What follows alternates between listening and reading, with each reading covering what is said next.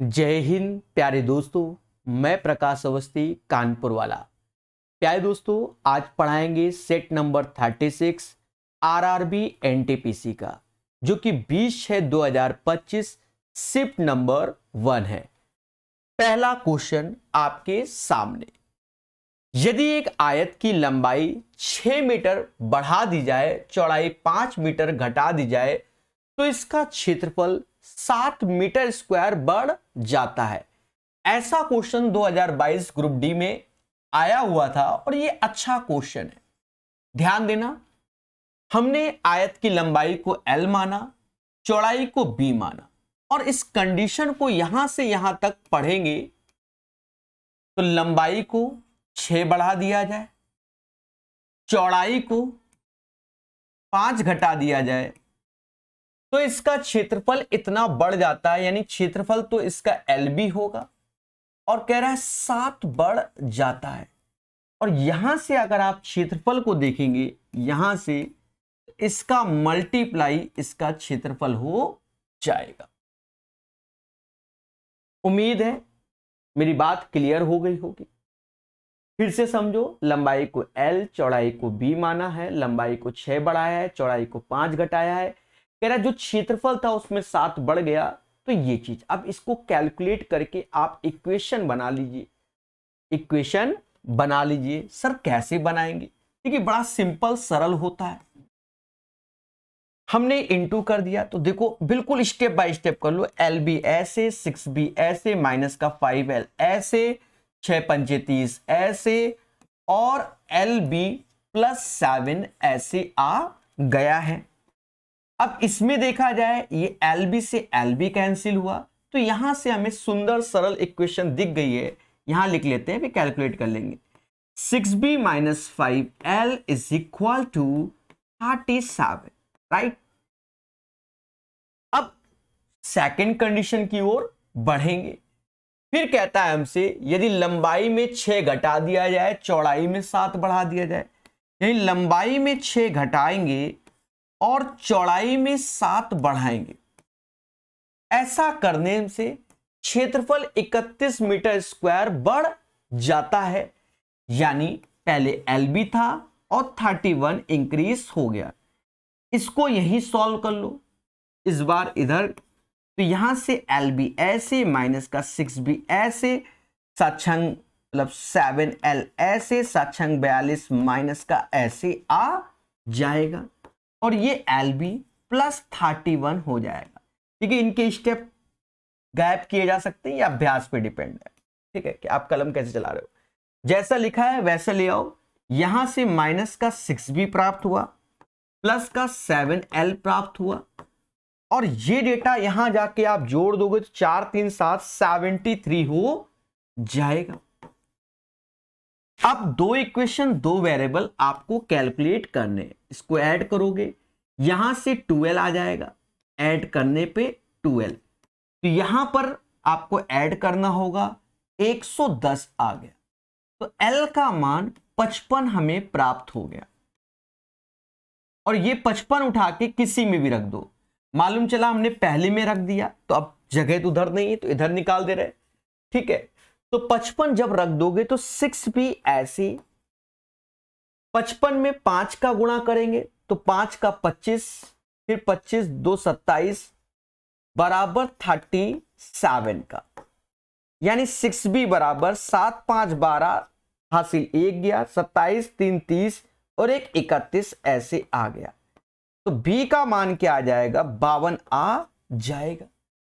तो हमें L 55 मालूम चल गया और B 52। अब हमसे कहता है मूल आयत का परिमाप क्या होगा। देखो, मूल आयत का परिमाप होता है 2L प्लस B, यानी 55, और इधर से 52।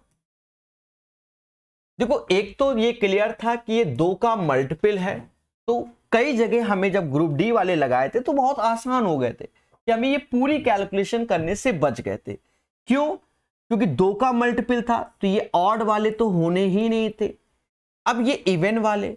अब यहां मुद्दा क्या है कि देखो 55 में 52 जोड़ेंगे तो एक ऑड वैल्यू हमारे सामने आएगी, फिर तो ये 4 का मल्टीपल है तो ये भी नहीं, ये आंसर आएगा। आप जोड़ लीजिए, ये 107 हो गया और दूना 214। देखो बहुत से बच्चों को लगा होगा सर इसमें समय लग रहा है। देखो मैं आपको सही बताऊं, स्टेप खाए जाते हैं भाई, हमें तो लिखना पड़ेगा। स्टेप कैसे खाए जाते हैं, देखो जैसे ये लाइन लिखी तो ये लिखनी पड़ेगी, फिर जब गुणा करो तो एल बी वहां का कट जाएगा, तो सीधे 6b माइनस का 5l और 6 पंचे 30 इधर माइनस, तो उधर जाके 37, सीधे इक्वेशन की ओर जाएंगे। फिर ये वाली इक्वेशन आपको लिखनी पड़ेगी अगर आपको सही से करना है। ये खा सकते हो और फिर कैलकुलेट कर दो। क्लियर है? बढ़िया क्वेश्चन, और ये रिपीट हुआ।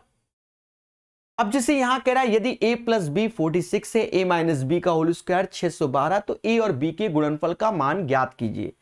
देखो आपको हमने कई बार पहले भी पढ़ाया हुआ है, आप याद करना कि a प्लस बी का whole square minus a minus B का whole square 4 times A B होता है, 4 गुना ए बी होता है। ये चीज हम जानते हैं। a प्लस बी जो कि 46 है, तो 46 का स्क्वायर ऐसे कर लेंगे, a माइनस बी जो कि 612 है और 4 ऐसे ए बी। अब इसे कैलकुलेट करना है। देखो इसकी भी कैलकुलेशन या तो आप 4 से भाग दे लो, वो भी बेटर तरीका है मेरे भाई, दे सकते हो। सर कैसे देंगे, ध्यान देना।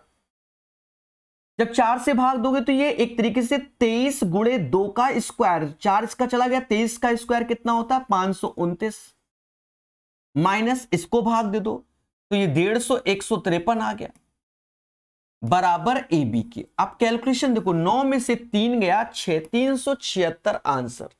तो ऐसे करके आप सुपर फास्ट कर सकते हैं। सर पूरा करो, 9 में से 3 गया 6 आया, 12 में से 5 गया 7 आया, 4 में से 1 गया 376 आंसर। तो सारा खेल है। ये फॉर्मूला आपको बेहतर अच्छे से अगर याद है तो ये क्वेश्चन आसान है। समझ गए? कहता है निम्नलिखित आंकड़े की माध्यिका क्या है। अब माध्यिका का नियम तो आप जानते हो क्या, असेंडिंग ऑर्डर और फिर नंबर ऑफ टर्म्स वाला खेला होता है। तो पहले हम टर्म्स काउंट कर लेंगे इन क्वेश्चनों में। 3 3 6 3 9 2 11। देखो अगर 11 पद हैं तो एक जोड़ दोगे और 2 से भाग दोगे, यानी छठवां पद ही इसका क्या होगा, माध्यिका होगा। छठवां पद ही इसका क्या होगा, माध्यिका होगा। तो ये तो क्लियर है। अब इसे बढ़ते हुए क्रम में लिखो। तो सबसे छोटा आप देख रहे हो 16 नजर आ रहा है, फिर 2 बार 16 नजर आ रहा है, फिर 27 नजर आ रहा है, फिर 32 नजर आ रहा है, फिर 37 नजर आ रहा है, ठीक है, और फिर आप देखोगे तो 43 नजर आ रहा है। ऐसे करके आपको नजर आ रहा है 1 2 3 4 5 6। तो आपका जो राइट आंसर होगा वो 43 हो जाएगा। देखो इसके आगे भी हमारे टर्म्स आएंगे, इसके आगे भी टर्म्स आएंगे, लेकिन उनको लिखने की जरूरत नहीं है। बात समझ में आया कि नहीं आया? तो ऐसे इन पैटर्न के क्वेश्चंस को हम लोग करते हैं मुस्कुरा के और सॉल्व हो जाते हैं। राइट, चलिए आगे देखेंगे। कहता है निम्नलिखित का सरलीकृत मान ज्ञात कीजिए। अब सरलीकृत कैसे, बड़ा सिंपल होता है। देखो ये 2 से ये 2 गया तो यानी 1 हुआ, यहां से 26 प्राप्त हुआ, मल्टीप्लाई ऐसे पहले डिवाइड करोगे तो यहां 3 प्राप्त होगा, और यहां देखोगे 12 में से 2 गया 10/2 यानी यहां 5 प्राप्त हुआ। यहां देखोगे तो 6 में 3 से भाग दोगे 2 यानी 5 गुणे 2 ऐसे आ जाएगा। अब यहां देखोगे तो 3 × 5 ऐसे आया, डिवीजन है तो 1/10 ऐसे आ गया है। 5 से ये 2 बार में गया, 2 से ये 13 बार में गया, और 13 3 39 इज द राइट आंसर। तो इस क्वेश्चन का आंसर 39 आएगा। है ना आसान? आ रहा है मजा? चलिए सीखेंगे हर एक चीज को। यहां कहता है एक आयताकार पार्क की लंबाई और चौड़ाई के बीच 3 और 8 का अनुपात है। बहुत अच्छी बात है। और पार्क का परिमाप इतना है। पार्क का क्षेत्रफल क्या होगा? पार्क का क्षेत्रफल क्या होगा, ऐसा पूछा गया। ठीक है, देखो कुछ चीजें तो हमें यहीं से निकलता है। जैसे लंबाई चौड़ाई है 3 और 8, तो इनके मल्टीपल होने चाहिए। पहली बात तो ये 3 और 8 के, क्योंकि एरिया जब हम लाएंगे तो मल्टीपल में जाएगा मोटा मोटा।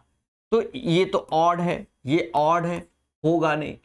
अब पहले इन्हीं को ही चेक कर लो, ये होगा, ये 60 है नहीं, तो इसके ज्यादा चांसेस हमारे। अब मैं ये नहीं कह रहा हूं कि यही आंसर है, मैं आपको बता रहा हूं 3, 4, 5, 6 इज द राइट आंसर, क्योंकि हमारा 3 एलिमिनेट हो गया, तो बस अब यही आंसर। तो हमारी जो मेहनत थी वो बच जाएगी।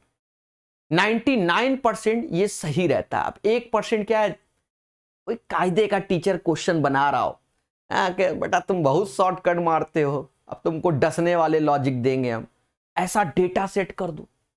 और सब पॉसिबल है आज की डेट में। ठीक है, सब पॉसिबल है।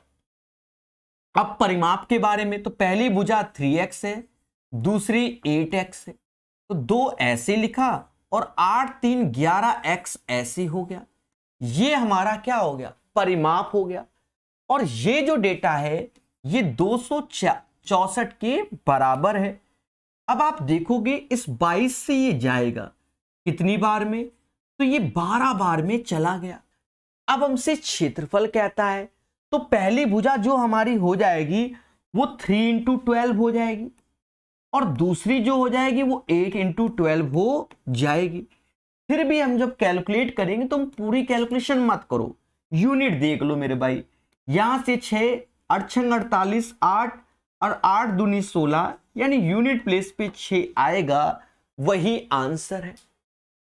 तो ऐसे करके आप इसको करेंगे, बहुत बेनिफिट होगा। चलिए आगे देखते हैं। बोट एंड स्ट्रीम का ये क्वेश्चन है। देखिए हमने अपने बोट एंड स्ट्रीम के कॉन्सेप्ट बदल डाले। जो नए कोर्सेज वगैरह आप देख रहे होंगे ऐप में, जो नया बिल्कुल अपडेटेड पढ़ा रहे हैं, तो अब हम उसी हिसाब से आपको समझाएंगे और आएगा। देखो B फॉर होता है बोट, W फॉर होता है वाटर। ठीक है, बोट यानी नाव की चाल, W मतलब धारा की चाल, रेट ऑफ करंट बोलेंगे, और बाकी ये डाउन स्ट्रीम होता है और ये अप स्ट्रीम होता है। अब डाउन स्ट्रीम क्या होता है, तो मैं लिख दे रहा हूं, इन दोनों का योग हमारा डाउन स्ट्रीम होगा। अप स्ट्रीम क्या होगा, इन दोनों का अंतर अप स्ट्रीम होगा। और एक और बात समझो, अगर पेपर में आपको डाउन स्ट्रीम और अप स्ट्रीम देकर ये पूछा जाए, तो इन दोनों का योग का आधा ये होगा। डाउन स्ट्रीम पूरे कॉन्सेप्ट लिख दे रहा हूं मैं, और अप ये रेट ऑफ करंट धारा की चाल, तो इन दोनों का अंतर होगा, down stream minus up stream बटा 2। ये कॉन्सेप्ट है। 4 में से 2 चीजें हमको दी जा रही है, बड़े आराम से देखो। एक आदमी को धारा की दिशा यानी डाउन स्ट्रीम है, 66 किलोमीटर 6, तो 66 बटा 6 यानी 11 kmph डाउन स्ट्रीम हो गया। वे उतने ही समय में धारा की विपरीत दिशा में 42, तो 42 किलोमीटर, और उतना ही समय 42 बटा 6 यानी 7 हो गया। और हमसे कह रहा है नाव की चाल यानी बोट की चाल चाहिए, तो दया इन दोनों के योग का आधा ही हो जाएगा, जो कि 9 हो जाएगा। 11, 7, 18 और उसका आधा 9 हो जाएगा। तो ये है। लेकिन अब बात, कुछ बच्चे कहेंगे सर पुराना तरीका कौन सा था? अरे वो भी सेम ही था। ठीक है, बस मैंने अब ऐसे कि हर क्वेश्चन में बच्चों को ज्ञान देना चालू किया है। पुराना तरीका हम बड़ा सिंपल वे में करते थे। एक आदमी को धारा की दिशा में, तो हम मानते थे कि नाव की चाल है U1 और धारा की चाल है U2।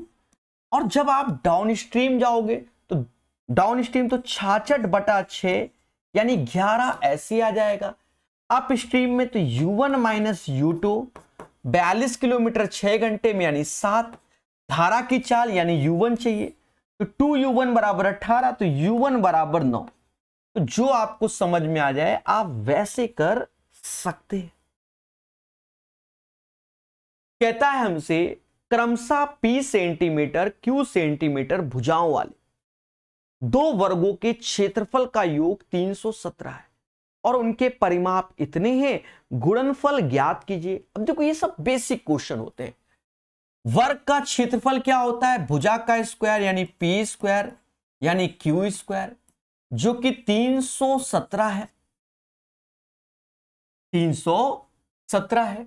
और उनके परिमाप का योगफल 100 है, परिमाप का योगफल। अब परिमाप तो आप जानते हो 4 भुजा होती है, सारी बराबर होती हैं, तो 4P 4Q जो कि 100 के है, तो P प्लस Q बराबर 25 के आएगा। तो P प्लस Q बराबर 25 के आ जाएगा। कहता है P और Q का गुणनफल ज्ञात कीजिए। क्या ज्ञात करना है? गुणनफल ज्ञात कीजिए। अब देखो इसका गुणनफल आप सीधी सी बात है, आप ये लगा लो ना कि P प्लस Q का जो होल स्क्वायर होगा वो P square plus Q square plus का 2PQ होगा। और यहां डेटा रख दो, P प्लस Q 25, 25 का स्क्वायर 625 ऐसे आया, और ये 317 ऐसे आया, और ये 2PQ ऐसे आ जाएगा। 15 में से 7 गया 8 आया, 1 में से 1 गया 0 आया, और ये 308 ऐसे बटा 2 जो कि PQ का मान आया है। अब PQ का मान जो होगा वो 154 आएगा, 154। तो क्वेश्चन नंबर 7 का जो आंसर होगा वह 154 आएगा। क्लियर है? समझ गए? चलिए आगे बढ़ेंगे और चीजों को समझेंगे। 3000 की धनराशि पर 8% वार्षिक ब्याज दर से 14 फरवरी 2024 से 15 अप्रैल 2024 तक की अवधि के लिए साधारण ब्याज निकटतम। अब एक बात को समझना, ये लेटेस्ट रेलवे में जब क्वेश्चन आया तो मैंने कहा था भविष्य में कहीं ना कहीं आएगा, तो एनटीपीसी में, और वो भी 36 नंबर सेट में आया है। तो आज की डेट में जब आप पढ़ाई करते हो तो ये क्लियर नहीं होता कि कौन सा क्वेश्चन कहां आ जाएगा। अब यूट्यूब में बहुत ज्ञानी बाबा टीचर लोग हैं, वो एक्सपेक्टेड पढ़ाते हैं, ठीक है, बस बाकी आप समझदार हो। एक्सपेक्टेड नहीं पढ़ना, आपको प्रॉपर सिलेबस पढ़ना है, ठीक है। अब क्या गलती है जो 35 सेट में नहीं आया अब यहां आया, और ये रेलवे लेटेस्ट क्वेश्चन है, और मैंने आपको बताया था इसमें 61 डेज होंगे, 61 कितने 61 डेज। देखो इसमें दो टाइप का वर्जन चलता है। अब पहले तो 73 73 चलता था, जब रेलवे में पूछा गया तो फिर समझदार हो 61 डेज। कहता है 14 फरवरी 2024, 2024 की फरवरी क्या होगी? मुस्कुरा के बोलोगे सर लीप ईयर होती है। लीप ईयर यानी फरवरी 29 की होगी। 29 में 14 आप कम कर दोगे तो 15 आएगा। फरवरी के बाद मार्च आता है जो कि 31 का होगा, और अप्रैल 15 का, 15 तक ले जाओ। अब या तो आप इधर कम कर दो या उधर कम कर दो, तो वो डेटा मेंटेन 61 डेज आ गया। अब कुछ लोग ऐसे सोचेंगे, मैं वो भी बता दे रहा हूं, कुछ लोग कहेंगे सर हमने 14 फरवरी को जमा किया, वहां तक का रेट दीजिए आप, तो 13 के बाद 14 आता है, तो 29 में 13 कम कर दीजिए सर, 16 दिन आएंगे। हमने कहा ठीक है, मार्च तो 31 का दोगे, लेकिन जिस दिन पैसा निकाल ले उस दिन का तो फिर इंटरेस्ट नहीं मिलेगा, तो फिर 14 अप्रैल तक का आपको मिलेगा, यानी 14 दिन, तो भी यहां से 61 ही आएगा। समझ गए? तो ये नहीं। और एक और बात को सुन लेना, अभी गलती से 60 हो जाए, 62 हो जाए, तो भी 61 ही रखना। सर ऐसा क्यों कह रहे हो? 366 से यही जाता है। समझ गए? असल बात ये भी है क्या, क्योंकि हम लोग ईयर में कन्वर्ट करेंगे तो 61/366, क्योंकि ये लीप ईयर है, तो ये 1/6 ईयर आएगा। इसीलिए डेटा सेट होते हैं। बड़ा सिंपल क्वेश्चन है। आरआरबी जेई मिसाई दिए आए थे। SI is equal to PRT by 100 होता है। बच्चा बच्चा जानता है। प्रिंसिपल आप देखोगे 3000 है, रेट 8% है, तो ऐसे लिख दिया। टाइम हमने ईयर में ऑलरेडी कन्वर्ट कर दिया, तो 1/6 ईयर। Now calculate it. कहते हैं परसेंटेज से ये 2 जीरो गया, 6 से ये 5 बार में गया, और 8 5 40 ऐसे आ गया। 8 5 40 ऐसे आ गया, तो इसका राइट आंसर 40 हो जाएगा। क्वेश्चन नंबर 8 का। समझ गए मेरे भाई? चलिए आगे बढ़ेंगे और समझेंगे। एक वस्तु को x रुपए में बेचा जाता है, इस पर मूल के 25% में बेचा जाए तो 50% की हानि होती है। अब देखो, हमने देखा है बच्चा हर जगह शॉर्टकट ढूंढता है। अरे बेसिक से करो, 2 लाइन का क्वेश्चन भी नहीं है। सर कैसे? कह रहा भैया प्रकाश सर हम x रुपया में कोनो चीज बेचेंगे। हमने कहा ठीक है भाई बेच डालो। हाँ बेच डालो, जो होगा देखा जाएगा। तो x में बेचा।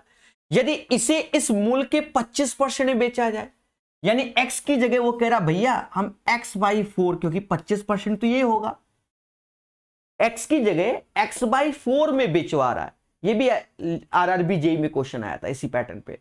x की जगह x करो, 50% की हानि हो जाती है। 50% की हानि होती है, तो 50% हानि होती है, तो आप ऐसे समझ लो, ऐसे समझ लो बड़ा सिंपल वे में।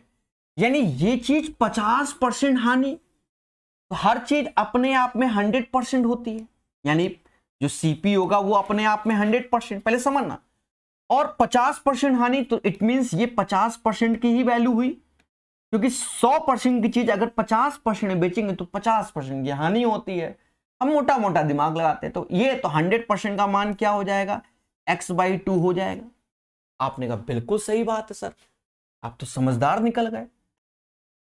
फिर कहता है इसे x रुपए में बेचने पर कितना प्रतिशत लाभ। अब देखो यहां मुद्दा है, अब x/2 की चीज अगर आप x में बेचोगे तो 100% का लाभ हो गया। सर ये कैसे? अरे रेशियो ले लो ना, 1/2, यहां 1 की चीज 2 में हो गई ना, तो 100% लाभ हो गया। ऐसे बेसिक कर लो, क्यों सोचो इतना? और भी तरीके हैं, नहीं बता रहे। थोड़ा डेटा हमको देता तो और अच्छा उस चीज को समझाते, तब मजा आता। ठीक है, x में क्या बताएं? ठीक है, यही कर लो। महेश ने बैंक से 3200 रुपए निकाले। कुछ 50 रुपए के नोट थे, कुछ 100 रुपए के। कह रहा 33 नोट है। हमने कहा बहुत अति सुंदर। तो नोटों की संख्या हमने माना 50 रुपए वाले x हैं और 100 वाले y हैं। 33 नोट निकाले। लेकिन कहता है कि भैया ओ प्रकाश सर टोटल हमारा 3200 रुपया है, नोट निकले 3300। देखो अगर मेरे से बात किया था, मैं गांव देहात का आदमी, मैं अलग ही सोचता हूं। कह रहा भैया 33 नोट है, 3200 रुपया है, कुछ ना कुछ दिमाग। तो 100 के नोट सबसे अधिक, यानी 3100 रुपया ये हो जाएगा, और ये 50 के। यानी हम अगर दिमाग लगाते हैं बिना कलम चलाए, बचपन में ऐसे ही खेलते थे, हो गया। तो जैसे गाय इतना दूध देती है, भैंस इतना देती है, बकरी इतना, इतने लीटर बराबर इतना, ये सब हम ओरल किया करते थे एक जमाने में। अब तो बुढ़ापा आ गया। देखा जाए 3100 दया ये हो जाएगा, और 2 गुणे 50 100, और देखो 33 बन गए। तो ये तो ओरल, जिनके पास दिमाग है। ठीक है, अब सर आप करके दिखाओ। आज ये बन गया, कल कुछ और होता तो इक्वेशन से करते हैं। 50 के x नोट माने तो यहां 50x लिखेंगे, 100 के y नोट माने, और टोटल पैसा है 3200 रुपया। 3200 की अरदास चोला लाल लाल लाल। अब यहां काट दीजिए, 50 से काटोगे x आएगा, यहां 2y आएगा, यहां 50 से 0 ऐसे, और यहां आ जाएगा 64, और यहां x प्लस y 33 के। कर लो कैलकुलेट। हमका कहा चाहिए 50 के नोट, यानी y का मान चाहिए। देख रहे हो, 320 में हमने किसका भाग दिया था? 5 का। नहीं, 50 का नोट चाहिए ना, यानी एक्स चाहिए। अभी मेरे साथ खेला हो जाता, मैं आजकल ऐसे ही हो रहा है मेरे साथ। 50 का नोट तो एक्स वाला के साथ है ना, ये एक्स चाहिए। तो देखो, आपको इच्छा है तो पहले y निकाल लो, तो y तो साफ साफ निकल आएगा 31 है। तो ऐसे कर देखो, y ये काटा तो 2y में से y गया, y 64 में 33 गया तो 31 आ गया। सीधी सी बात है, तो बाय डिफॉल्ट x 2 हो जाएगा, खत्म बात। बहुत पढ़ाया है। देखो, आपको हमने बताया जैसे A:B C:D, तो इस D को फोर्थ प्रोपोर्शनल बोलते हैं। इन दोनों का मल्टीप्लाई इन दोनों के मल्टीप्लाई के, या इन दोनों का रेशियो इन दोनों के रेशियो के, ऐसे करके बच्चा सॉल्व कर लेगा। थोड़ा रीजनिंग, जैसे मैं कि 3 में 3 का गुणा करेंगे 9 आएगा, तो 4 में 3 का करेंगे 12। तो यही देखो 1:3 का रेशियो 1:3, यानी ये दोनों रेशियो बराबर हो जाएंगे। इसी को हम लोग फोर्थ प्रोपोर्शनल बोलते हैं। एक बच्चा कह रहा मानेंगे नहीं, चाहे जो कर लो, उस केस में ऐसे सजाया जाता है। अब बच्चों की बात बता रहे हैं, मानते ही नहीं है। 3/9 4/9, तो यहां देखोगे 36 में से 3 गया, 3 से भाग तो 12 आ गया। फिर कह रहा है a और 12 के तृतीयानुपाती के बराबर है, यानी जो d निकल आया वो तृतीयानुपाती के बराबर। ये क्या होता है? जैसे A:B:B:C, तो इस C को थर्ड प्रोपोर्शनल बोलते हैं। और ये क्या होता है? B का स्क्वायर अपॉन A होता है। B का स्क्वायर अपॉन A होता है। अब B का स्क्वायर यानी जो ये 12 का स्क्वायर है 144, ऐसे अपॉन यहां A ही लिखा है, तो बहुत अच्छी बात है। और इसका जो जो थर्ड प्रोपोर्शनल है वही फोर्थ प्रोपोर्शनल है, यानी गंगाधरी शक्तिमान है, काट दीजिए तो A बराबर 12 आ जाएगा। तो सारा खेले उस कॉन्सेप्ट का। जिसको मालूम है उसके लिए क्वेश्चन आसान है, नहीं मालूम तो पूरी कैलकुलेशन कर रहा। अब जो हम जैसे एक्सपर्ट बच्चे तो तुरंत ही कर रहे, भाई 12 यहां आया, 12 का स्क्वायर 144, 12 से भाग देंगे, A बराबर 12, मुद्दा खत्म। ना ये लिखेंगे ना वो लिखेंगे, आंसर में टिक मारेंगे। चलिए, ये क्वेश्चन बहुत आए हैं पहले भी। 30 विद्यार्थियों की एक क्लास में एक परीक्षा थी, 12 विद्यार्थियों का औसत अंक 70 था। देखो, टोटल 30 लोग हैं, जिनमें से 12 का औसत 70 है। अति सुंदर। तो शेष कितने बचेंगे? 18 बचेंगे, और उनका औसत 62 है। तो कह रहा है समस्त क्लास के औसत अंक क्या होंगे। अब एक चीज देखना, 6 से भाग दोगे 2 बार में, 6 से भाग दोगे 3 बार में, 6 से भाग दोगे तो 5 बार में, तो मिनिमम 62 तो औसत में रहेगा ही रहेगा। मिनिमम 62 तो औसत में रहेगा ही रहेगा। भाई 70 और एक तरीके से एवरेज लेने जा रहे हैं, तो 62 को शामिल। और 62 से ये देखो 8 ज्यादा, 8 दूनी 16 एक्स्ट्रा हो जाएगा, और ये कद्दू कटेगा, इन पांचों में बटेगा, 16/5 ऐसे, तो 62 ऐसे भाग देंगे, तो यहां 65.2 आ जाएगा। ठीक है, तो राइट आंसर क्वेश्चन नंबर 12 का 65.2 आएगा। है ना आसान?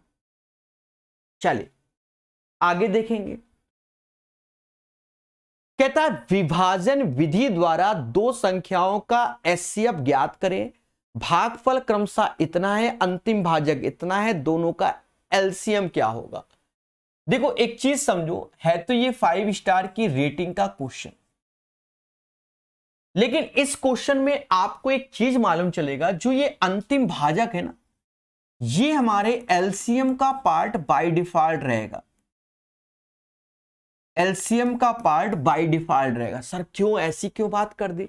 जब आप भाग दोगे तो अंतिम से भी जो जाएगा, तो इसका मतलब अंतिम भाजक एचसीएफ होता है।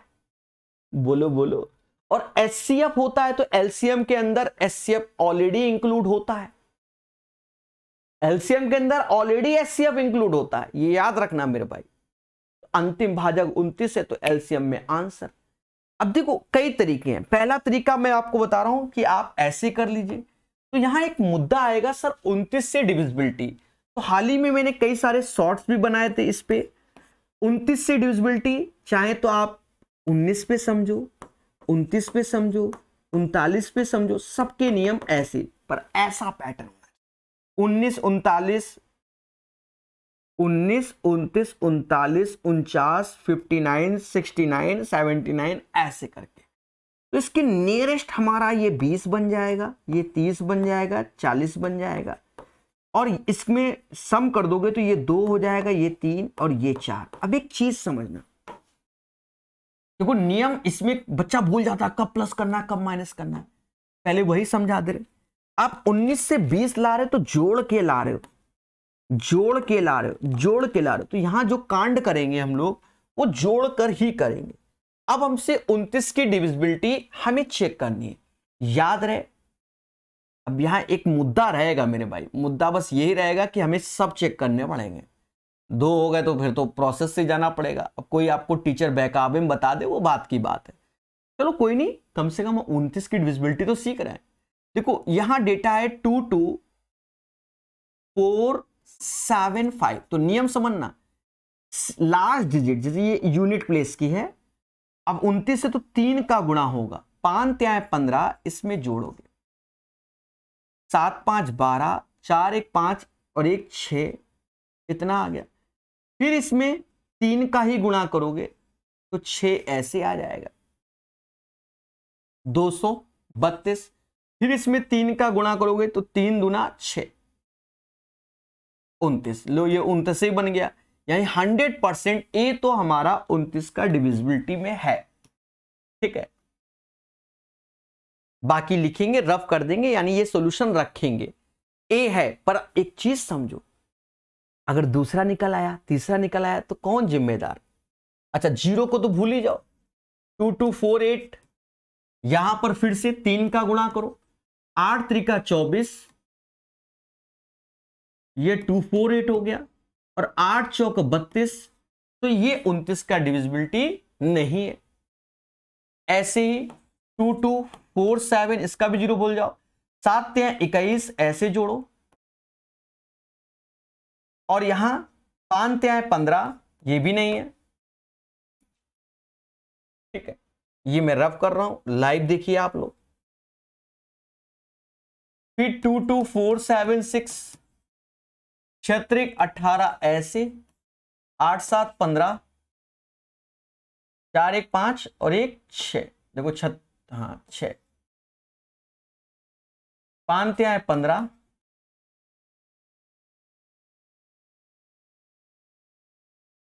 और यह है 3 27, ये भी नहीं है। यानी हमारा एक ही आंसर है जो आपके सामने है। मैंने आपको बता दूं, मैंने जब एएलपी का एग्जाम था उससे पहले एक बढ़िया सुंदर एलसीएम एचसीएफ का वीडियो भी डाला था, उसमें ऐसे 2 क्वेश्चन मैंने सिखाए थे। के बाद से पेपर में ये शायद अब आया है, समझे नहीं कितना हो गया क्वेश्चन, उसके बाद आया है मेरे भाई। और हमने इसलिए डाले थे क्योंकि सीजीएल में भी पूछे गए थे, उससे पहले के एग्जाम में पूछे गए थे, इसलिए डाला था, यूपी पुलिस कांस्टेबल में। और भाई जी इसीलिए कहते कि हमें सारा पढ़ना है, कोई कह दे ये नहीं आएगा वो नहीं आएगा, स्वयं जिम्मेदार। अब यहां कह रहा है भाग विधि से निकालो, निकालना पड़ेगा और कोई चारा ही नहीं है, बड़े प्यार से समझना। अब इसका प्रोसेस, हमने 2 नंबर मान लिए x और y, तो हमने y को बड़ा माना, x को छोटा माना, कि 2 नंबर हैं x और y, और इन्हीं का हम एलसीएम निकालेंगे। ठीक है, मेहनत का खेला है, पूरा करके दिखाएंगे। अब कह रहा है कि जब y में हमने x का भाग दिया तो भागफल 1 आया, तो हम क्या करते, इसका इसमें गुणा करके यहां लिखते हैं और फिर घटाते हैं, तो कुछ ना कुछ नया आता है जिसका नाम मैं स्मॉल a बोल रहा हूं। फिर ऐसे करके भाग, अब ये इसके अंदर आ जाएगा, भागफल 4 आया तो 4 इंटू ए, तो 4 ऐसे आएगा। यहां से जो अंतिम भाजक, तो वो तो हमको गिवन है 29 है, यहां से 29 आया और अब हमारे ये 6 बार में जा रहा है, तो ये जो अंदर का डेटा है वो क्या होगा, क्योंकि ये पूरा डिविजिबल हो जाएगा, यानी यहां 0 आएगा ना, तो इसका मतलब इन दोनों का जो मल्टीप्लाई है वो यहां वाला डेटा होगा, और वो क्या आएगा, वो ए आएगा, क्योंकि ये ए अंदर आया और ये जो हो जाएगा वो 29 गुणे 6 वही ए हो जाएगा। भागफल से बचपन में दिए हैं, y में x का भाग दिया तो भागफल 1 आया, तो x एक कम 1, a शेषफल आया। फिर उसी में भाग दे रहे तो ये x अंदर गया, तो 4a ऐसे 29 हमारा शेषफल आया। अब ये a अंदर आया, अब ये पूरा डिविजिबल हो जाएगा क्योंकि अंतिम भाजक है 29। अब a का मान 29 इंटू 6 के बराबर हो जाएगा। अब ये कितना होता है, तो कुन्ने में हम पहले ए लिख लें, मजा भाई जी इसमें आता है और आने भी चाहिए, बहुत प्यारे क्वेश्चन दिए गए। 12 और 54 174 ए हो गया। अभी सुनना, अभी देखो 174 हो गया, अब यहां 174, चौका 4 चौकू 16, 17 चौकू 68, 4 चौकू 16, 17 चौकू 68 और 69 हो गया। अब इसमें 29 जोड़ दो तो वो x हो जाएगा, 9 6 15 ऐसे और 70 725 हो गया। तो देखो a तो हमारा 174 है और ये अब 725 है, तो इन दोनों का योग ये y होगा, क्योंकि इससे ये घटाओगे तो ये आता है, तो अब y का भी मान आ गया। 4 5 9 ऐसे, 7 2 9 ऐसे, 8 9 8। अब हमें जो एलसीएम लेना होगा वो 899, और क्योंकि ये y है, x का मान कितना है 725 का लेना होगा। अब यहां पर हम और चीजों को समझ सकते हैं क्या, कि 25 यहां कोई इवन नंबर तो है नहीं, इवन है नहीं, देखो ना ये इवन है ना ये इवन है, कोई नहीं, यानी आंसर ऑड आएगा। ऑड में सिर्फ एक ही बैठा है, वो भी ये, पहले हम इवन ऑड नहीं बता सकते, तो यहां पर हम इतना बच सकते हैं कि भैया इसकी कैलकुलेशन हमें नहीं करनी पड़ रही है ना। अच्छा समझ गए, बाकी बताने वाले तो इवन ऑड बता देंगे, बेटा इवन हटा दो, ऑड है, 29 ऑड है, आंसर ऑड है, जाओ जी लो जिंदगी, उससे काम नहीं चलेगा, आपने सीखा कुछ भी नहीं, किस्मत का धनी है कि वह आंसर सही है। यदि किसी संख्या का 66% किसी अन्य संख्या के 5/7वें भाग के बराबर है, अब देखो भाषा, कोई संख्या हमने x माना, उसका 66% यानी 66/100 ऐसे, एक दूसरी संख्या है y, उसके 5/7 के बराबर, पहली और दूसरी संख्या का अनुपात ज्ञात कीजिए। देखो दिमाग तो हमारा यहीं लग गया कि भाई 11 का मल्टीपल होना चाहिए, पर हो सकते हैं 2-3 ऑप्शन झोंक दियो, सर कैसे, देखो एक चीज 2 से जाएगा 33 बार में, 2 से जाएगा 50 बार में, 50 का 5 में गुणा तो वो 250 हो जाएगा, और y नीचे आएगा 33 गुणे 7 तो 231 आ जाएगा। x और y का रेशियो आपके सामने 250 और 231, समझ गए, 14 का आंसर यही हो जाएगा। चलिए आगे बढ़ेंगे और समझेंगे, ठीक है। द्विघात समीकरण के मूलों का योगफल ज्ञात कीजिए, मूलों का योगफल।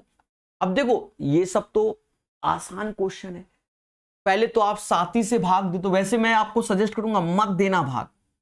मूलों का योगफल होगा अल्फा प्लस बीटा माइनस का बी अपॉन ए, 28/7। आप पहले भाग देने जाओगे फिर करने जाओगे, 28/7 सीधे 4 आंसर, मुद्दा खत्म। कुछ चीजें अब जैसे नहीं बच्चा क्या करता, पहले एक इक्वेशन भाग दे फिर उसको लिखेगा। अरे क्या, वाई दिस कोलावरी, आपको सीधे 28/7 4, कलम भी नहीं चलाना, और 7 से भाग दोगे, दिमाग लगाओगे, समझ गए। और बच्चा बच्चा करने का टैलेंटेड बच्चा है। का मान ज्ञात कीजिए। मैंने इसको देखा, मैं आपको बता दूं, मैं थोड़ा सा ग्रुप डी 99 सेट से बहुत इंस्पायर हुआ था। शुरुआत के सेटों में ऐसे क्वेश्चन थे, ठीक है, ये समझो। अब बहुत मतलब बहुत हमें क्वेश्चन, पर 99 जब पूरे किसी ने देखे होंगे तभी उसको लगा होगा कि क्वेश्चन मिल रहे हैं। आधे कर लिए, कहते नहीं आप क्या खिलाओगे। देखो इसमें कुछ नहीं, मेहनत नहीं, दशमलव के बाद एक डिजिट और 4 डिजिट, यानी दशमलव के बाद 6 डिजिट होना चाहिए। यहां ज्यादा है 4 3 7, तो आगे चेक ही नहीं करना।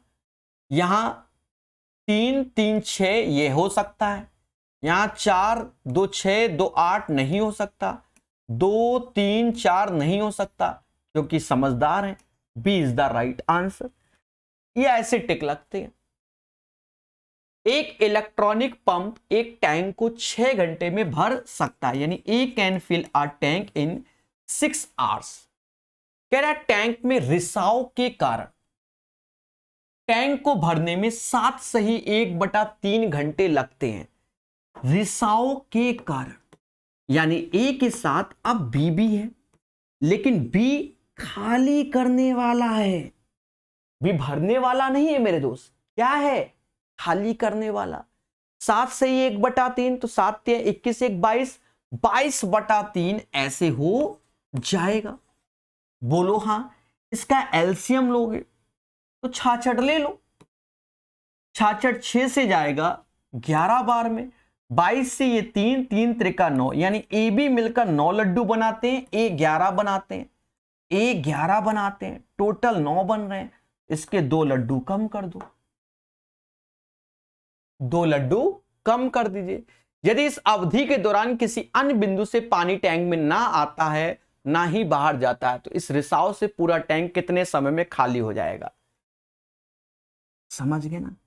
अब पूरा टैंक खाली करना है, 66/2 33 आ जाएगा। 33 घंटे इसका सही आंसर होगा 17 का। क्लियर ना? बोलो बोलो। चलिए आगे बढ़ेंगे। कहता है यदि आंकड़ों का माध्य 43 है, माध्य का 78 है, बहुलक का सूत्र ज्ञात कीजिए। अब बहुलक एम्पेरिकल फॉर्मूला, अब हम जानते हैं जो बहुलक होता है ना मेरे भाई, वो 3 गुना माध्यिका के और 2 गुना माध्य के होता है। यानी माध्यिका तो 3 × 78 और माध्य 2 × 43। अब देखो ऑप्शंस के सभी के यूनिट प्लेस अलग अलग है, तो कहा है मैटर करे। 8 × 24 ऐसे, 3 दूना 6 ऐसे, 4 में से 6 नहीं जाता, 14 में से जाएगा तो 8 आएगा, 148 कैलकुलेट करके आ जाएगा। इतना सबको मालूम है भाई। 4 इधर वाला बड़ा होगा तो इससे एक हासिल आएगा तो 14 हो जाएगा, तो समझदार है। निम्नलिखित का मान ज्ञात कीजिए। देखिए हमने YouTube पर एक अलग से ट्रिग्नोमेट्री और अलजेब्रा का वीडियो डाला था, वो इसीलिए डाला था। ट्रिग्नोमेट्री को तो सारे ही करा दिए थे। इसका कॉन्सेप्ट हमने आपको प्रॉपर तैयार कराया हुआ है, आप अपने नोट्स देखना लेटेस्ट वर्जन के। वहां मैंने बताया है कि tan² और -sin² जो होता है दया, वो डायरेक्ट tan² और sin² होता है। ऐसे ही कि cot² और cos², तो वो भी हमारा cot² cos² होता है। ऐसे ही sec² प्लस cosec² वो होता है sec² इंटू cosec²। तो ये चीज अभी लेटेस्ट में कई जगह हमने बताया हो, ठीक है, तो इसी के बिहाफ पर कर लीजिए। अब क्या है कि ये डेटा देखते ही हमें समझ गया कि ये वाला फंडा होगा, यानी अंडर रूट में ये तो बाहर आ जाएगा, तो क्वेश्चन हो गया। 3 साइन स्क्वायर ए ऐसे लिखा, सेक ए ऐसे लिखा, 3 ऐसे। फिलहाल तो ये भी नहीं लिखना चाहिए, इसका स्टेप तो अभी हम कम कर देंगे। इससे जो बाहर डेटा आ रहा है वो इसका स्क्वायर रूट आएगा, यानी 10 ए और साइन ए बाहर आ जाएगा। यहां देखोगे तो साइन स्क्वायर ए है, तो क्या इसको साइन ए नहीं लिख सकते? और ये सेक है तो इसको 1/cos ए नहीं लिख सकते? ये 10 होगा, 10 साइन से साइन, 3 त्रिका 9 आंसर। तो ये सब लेटेस्ट वर्जन में आपको हमने सिखाए हैं, समझ गए? 19 का आंसर पड़ोसी का बच्चा भी जाना हो। 20 नंबर बोट एंड स्ट्रीम, बड़े प्यार से समझो। कहता है स्थिर जल में नाव की चाल इतनी, धारा की इतनी, इतना किलोमीटर की दूरी पर स्थित एक स्थान तक नाव जाता है, प्रारंभिक बिंदु में आता है, टोटल टाइम क्या होगा, कुल समय क्या होगा। देखो करने के बहुत तरीके हैं, आप ऐसे ही कर लो कि 24.2 जब वो जा रहा है तो डाउन स्ट्रीम, तो इन दोनों का योग करोगे यानी 22 आ जाएगा, और इतना ही आ रहा है वापस यानी अप स्ट्रीम, दोनों का अंतर करोगे तो 2 आ जाएगा। खत्म, बस ये सिंपल दे दिया हमको डेटा। यहां जब भाग दोगे तो 12.1 ऐसे हो जाएगा, यहां भाग दोगे तो ये 1.22 कम 22 1.1, इसको जोड़ोगे तो 13.2 आ गया है ना आसान? तो क्वेश्चन नंबर 20 का आंसर समझ गए होगे। चलिए आगे देखेंगे। एक पाइप एक टैंक को 12 घंटे में भर सकता है, यानी A can fill a tank in 12 hours, और एक अन्य पाइप भरे हुए टैंक को 14 घंटे में खाली कर सकता है। तो B can empty the tank in 14 hours. सभी बोलो हाँ। ये दोनों पाइपों को एक साथ खोल दिया जाए तो टैंक को भरने में लगने वाला समय, पहला उद्देश्य इसका एलसीएम जो कि 84 आएगा, 12 सत्ते 84, 14 से तो ये माइनस का 6 आ जाएगा। दोनों पाइपों को एक साथ खोल दिया जाए टैंक को भरने में लगने वाला समय ज्ञात कीजिए। 7 में से 6 गया तो कितना आया? 1 आया ना, 84। 84 इज द राइट आंसर। ये क्वेश्चन तो कई बार आया है। केशव का वेतन 13,000 है, 4,000 घर के किराए पर, 1,500 बिलों पे खर्च करता है और शेष की मासिक बचत करता है। तो एक चीज समझो, 13,000 कमाता है और 5500 खर्च कर देता है, तो हर महीने 7500 बचाता होगा। अरे कॉमन सेंस है कि नहीं? एक तेरा नहीं होगा कॉमन सेंस। 5500 खर्च कर दिया तो 7500 पर मंथ बचाने लगा। लेकिन अब साल में उसका बर्थडे भी होता है। यदि उसने अपने जन्मदिन वाले महीने में जन्मदिन मनाने के लिए अपनी पूरी मासिक बचत उड़ा दी, यानी दोस्तों पे खर्च कर दी, वो करना भी चाहिए। यही जिंदगी, क्या लाए थे क्या ले जाओगे। ठीक है, समझ गए? हाँ, वरना समझ लो हमारे तरीके हॉस्पिटल में खर्च करते रहोगे। ठीक है, आए दिन चोटी लगती रहती है। कहाँ थे? हाँ, तो भाई 12 महीने है, एक महीने आपने खर्च कर दिया तो 11 महीने की तो सेविंग है। तो 11 महीने की सेविंग, तो 0 ऐसे 0 ऐसे 5 ऐसे 7 5 12 ऐसे 8, यानी 82,500। आप एक चीज समझो, छोटी छोटी रकम और ये बड़ी रकम बन गई। चीज को बहुत ध्यान रखा करो, यानी अपने जीवन में छोटा छोटा पार्ट बचाना चालू अपने खराब दिनों के लिए। समझे कि नहीं समझे?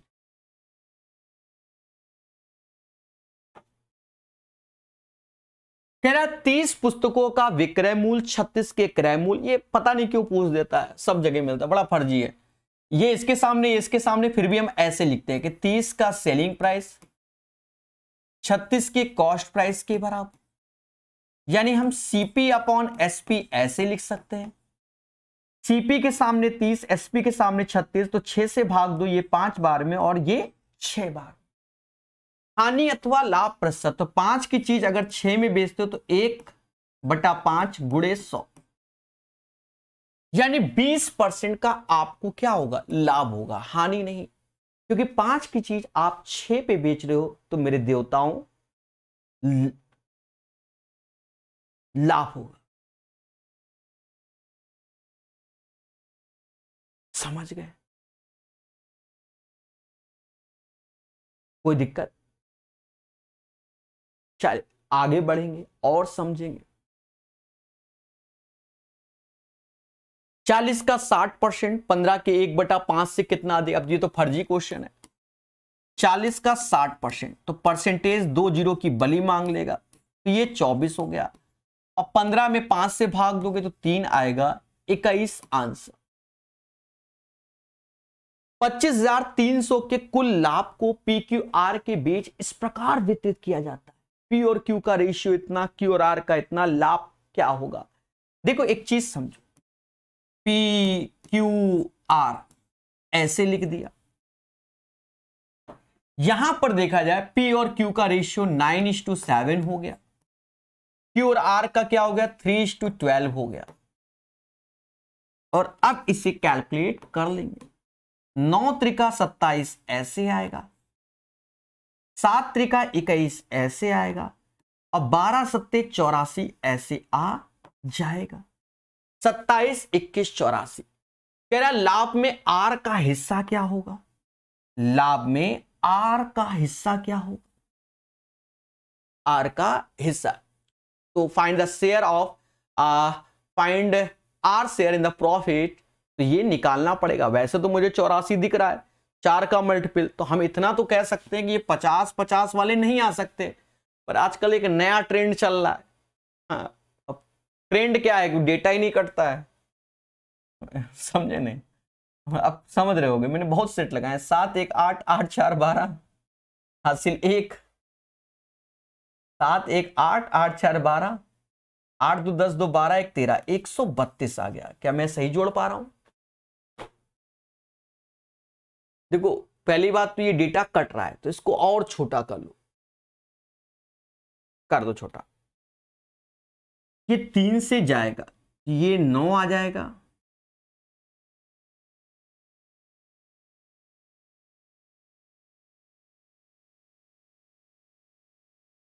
एक सेकेंड। पी और क्यू आर, पी क्यू का रेशियो 9:7 है, क्यू आर का 3:12 है। ओके, तो हम चाहते तो यहीं पर रेशियो डाउन कर देते, वो हमने ध्यान नहीं दिया, ये मेरी ब्लंडर है। देखो सही था, वो गलत कुछ नहीं है, ये ध्यान रखना जो बाद में धरने में बैठो कि सर गलत है। एक्चुअल में क्या है कि हम थोड़ा सा इस पे फोकस करते तो हम यहीं से डेटा को कम कर लेते। 3 और 12 का रेशियो जो होता है वो 1:4 होता है, तो ये 9 ऐसे आ जाएगा, 7 ऐसे आ जाएगा, 7 चौक 28 ऐसे आ जाएगा। ये ज्यादा बेहतर दिख रहा है मुझे। ठीक है, अब अपनी कैलकुलेशन करते हैं। तो 8 7 15, 15 9 कितना होता है, 24 हासिल 2 गया, 2 दूना 4 यानी 48, 2 दूना 4 44 यूनिट का मान हमारे सामने 25300 के। हमें 28 यूनिट कैलकुलेट करना है। यहां पर दिमाग लगाइए। दिमाग क्या कि 11 से मैं इसमें भाग दे रहा हूं तो 4 यूनिट आ रहा है, तो 11 से ये चला जाएगा 22 यानी 23 बार में। अब देखो अब सही है, अब कोई दिक्कत नहीं कि ये दोनों कैंसिल हो जाएंगे। 4 को 28 बनाने के लिए किसका गुणा होगा, 7 का, इसमें भी 7 का, 2 जीरो ऐसे, 7 के 21, 2 हासिल 14 और 2 16, 16,100 रुपया आंसर आएगा। थोड़ा सा आपको लगा होगा सर ने टाइम लगा दिया, कोई बात नहीं। हाँ, ये क्वेश्चन फिर से रिपीट हुआ, कई बार हो गया, आरआरबी जेई में कई बार आया था, उसके बाद ये फिर से रिपीट होना चालू हो गया। अच्छा क्वेश्चन है। देखो इसमें तो आप अब डायरेक्ट कर लो। डायरेक्ट क्या होता है इसका, और ये इसी डेटा पे खेल रहा है, एक्चुअल में हर बार 25% दे रहा है, तो आप डायरेक्ट ऐसे खेल सकते हो कि प्रिंसिपल ऐसे, इसका क्या होगा 16/125 कर लो, वही आंसर होगा। बस इतना याद, तो थोड़ा चीजों को याद करना पड़ता है कि 25% हो, ये ध्यान रखना। हाँ, कल को कांड कर बैठे और कह दो सर्वाइव दिस कोलावरी, आप तो बताए थे, अब तो बस खेला कर देंगे सब। उस कस्बे की जनसंख्या 3 साल पहले, 3 साल पहले मैंने कस्बे की जनसंख्या पॉपुलेशन पी माना, हर साल 25% बढ़ती है। 25% का बढ़ने का मतलब क्या होता है? 125%। 125% का मतलब 5/4, 5/4, लेकिन 3 साल है तो ऐसे। और उसको बढ़ने के बाद दया प्रिंसिपल इतना हो जाता है। फिर कहता है 2 साल पूर्व, तो P2 2 साल पूर्व निकालें तो 2 बार लगाएंगे, 5/4, 5/4, तो क्या हो जाएगा P, तो यानी यहां P1 था, इसमें 5/4 का गुणा क्या होगा, तभी P2 आएगा, यानी ये बड़ा होगा। तो हम क्या करेंगे, P1 P2 निकाल लें, तो पहले P2 निकाल लो। P2 का मान क्या होगा, 16P/25 हो जाएगा। और P1 का मान क्या होगा, 64P/125 हो जाएगा। और हमसे कह रहा है क्या, संख्या में अंतर पूछा गया। अंतर का मतलब यानी हमें P2 माइनस P1 चाहिए, घटा लो। तो P2 का मान 16P/25, यहां 64P/125। अब कैलकुलेट कर लो, 125 तो ऐसे आएगा, 16×25 80 में से 64 गया, तो ये देखो बन गया ना। तो ये फॉर्मूला आपको सेटल करना पड़ेगा, कहीं कोई कैलकुलेशन नहीं की, अब करेंगे। बहुत बार बता चुके, तो आप ये ना सोचो कि हम बहुत स्लो वर्जन से अलाम अलाम चिचिकाएंगे, ऐसा नहीं, ठीक है। प्रिंसिपल आपके सामने, तो 140 ऐसे, 1000 ऐसे चिपका देंगे। आप काट लीजिए मेरे दोस्त। सर कैसे काटते हैं, 125 अट्ठे कट गया। अब चाहो तो यूनिट प्लेस, दुनिया प्लेस, जो दिमाग लगाना। फिलहाल तो मुझे अब आंसर ये लग रहा है, पता नहीं क्यों सर, क्यों, क्योंकि देखो 1 0 तो ऐसे 8 चौक 32, ये इवन में आ रहा है। देखो ये 70 70 मतलब 7 7 ऑड हो गया, जीरो नहीं देखना, ये इवन है आंसर। अब कर लेना गुणा घर में बैठ के, किसने मना किया, ठीक है। 17,920 इज द राइट आंसर, ठोको लाइक। ये क्वेश्चन, ये ग्रुप डी में आया हुआ क्वेश्चन है पहले से। अब बच्चा क्या है कि डरेगा, डरना नहीं, अच्छा क्वेश्चन है, समझो पहले। जिस कमरे में आप बैठे हो, अगर वो आपको क्यूब लगता है, घन, यानी ऑल साइड्स आर इक्वल। अब घन में कितनी साइड्स होती हैं, कमरे के जब ऊपर देखो तो 4 लकीरें जाएंगे, एक स्क्वायर ऊपर बनना होगा। फिर सामने देखोगे 2 पिलर इधर आ रहे होंगे, फिर पीछे देखोगे 2 पिलर, ये 4 दूना 8, फिर फर्श में देखोगे तो 4, यानी 12 भुजाएं होती हैं।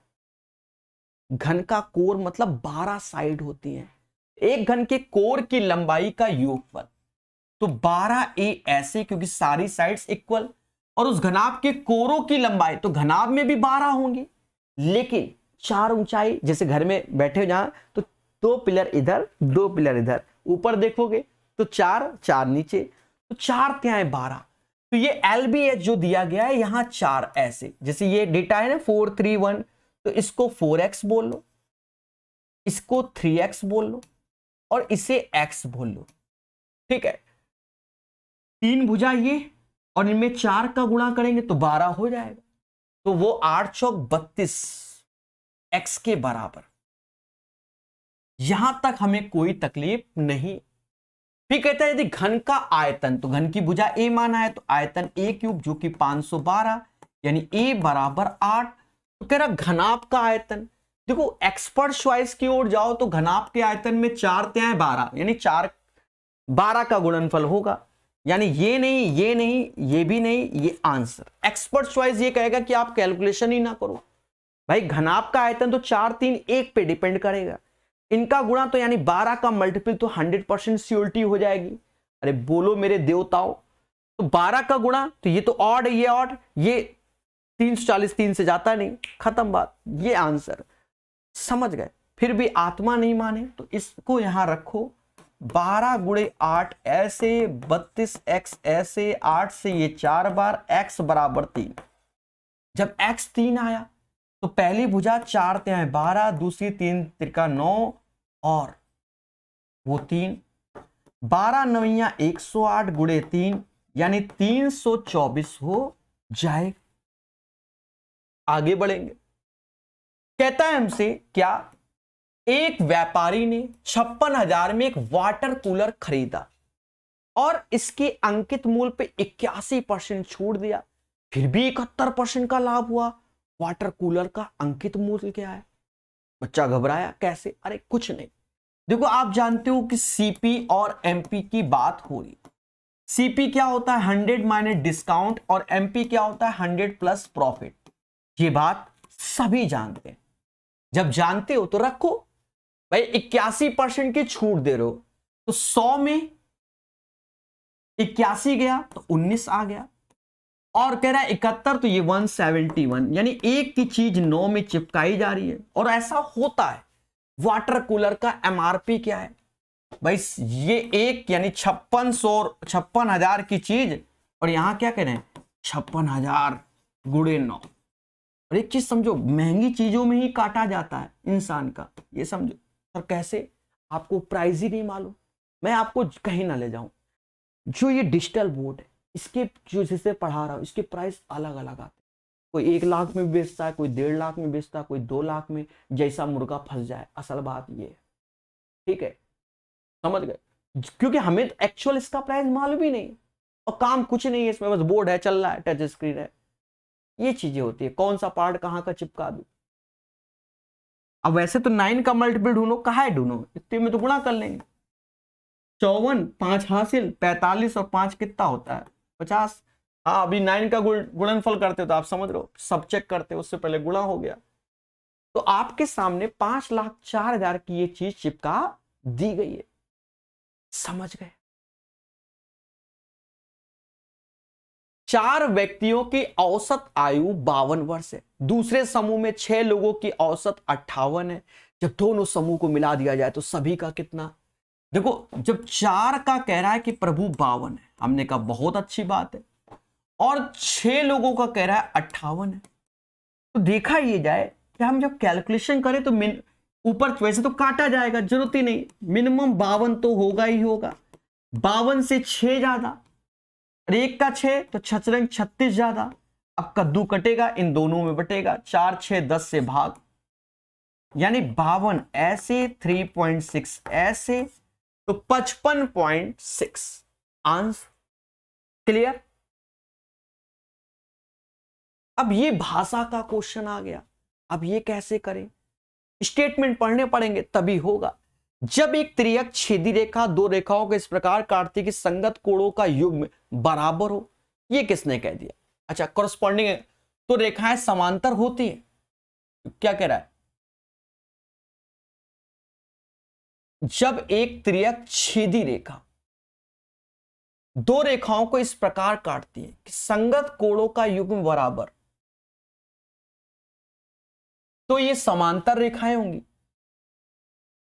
तो बिल्कुल सही बात है, ये ट्रू स्टेटमेंट है। अरे मेरे भाई, मेरे देवता भगवान, ये दो पैरेलल लाइंस हैं। अगर ये ट्रांसवर्सल लाइन आ रही है तो ये एंगल हमारे क्या होंगे? बराबर होंगे। सीधी सी बात है। साथ में अगर हम इसके भी कई सारे पैरेलल खींच दें तो भी हमारे corresponding angles are equal. That means ये जो स्टेटमेंट है वो ट्रू है। फिर कहता है जब एक त्रियक छेदी रेखा दो रेखाओं को इस प्रकार काटती है कि एकांतर अंतः कोणों का युग्म बराबर है, तो रेखाएं समांतर होंगी। ये फॉल्स स्टेटमेंट है। सर कैसे? ये दो पैरेलल लाइन है, ये त्रियक रेखा, और कह क्या रहा है पहले समझो। एक त्रियक रेखा छेदी रेखा दो रेखाओं को इस प्रकार काटती है कि एकांतर अंतः कोणों का युग्म। अच्छा, एकांतर अंतः कोणों का युग्म बोल दिया गया। ओ माय गॉड, ये भी ट्रू स्टेटमेंट है। एकांतर अंतः, ये भी ट्रू स्टेटमेंट है, यानी अल्टरनेट एंगल्स आर इक्वल। ये तो हिंदी में पढ़ रहा हूं तो समझ रहे हो ना? क्लियर है? यानी ये अगर पैरेलल काट रहे हैं तो ये एंगल इसके बराबर है, तो ये भी ट्रू स्टेटमेंट है।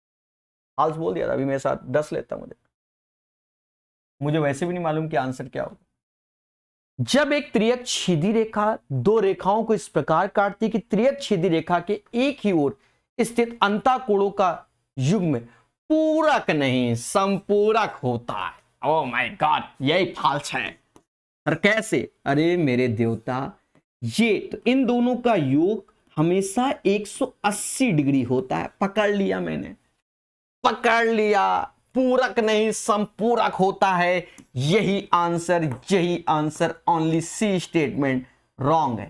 और जब सी रॉन्ग मिल गया हमको, दुश्मन तो एक ही छाट रहा है, निपटा दिया। जब एक मिल गया तो मुद्दा खत्म। समझ गए? आशा है सेट का सॉल्यूशन आपको समझ में आया होगा। सॉल्यूशन पीडीएफ टेलीग्राम में और कई सारी किताबों के पेड सॉल्यूशन प्रकाश सर मैथ ऐप में। पढ़ते रहिए, मुस्कुराते रहिए और हर चीज को सीखते रहिए। धन्यवाद।